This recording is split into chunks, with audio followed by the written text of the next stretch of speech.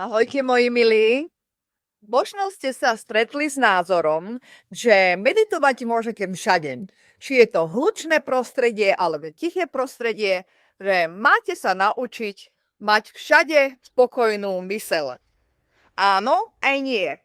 Totižto, keď začínate meditovať, alebo keď ste vo veľmi zložitej osobnej situácii, že sa vám toho deje veľmi veľa a ste rozhádzaní, tak vtedy veľmi, veľmi pomáha byť v kľudnom prostredí a toto pokojné prostredie nechať na seba vplývať a popri tom meditovať.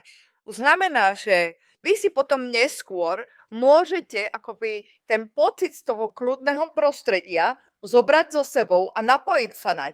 Ale najprv ho potrebujete pozrieť.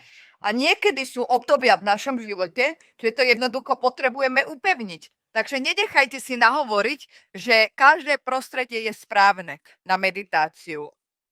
Vy si vyberte, vy si precíťte, ktoré prostredie v tomto momente, teraz akurát vy potrebujete. Pozdravujem vás.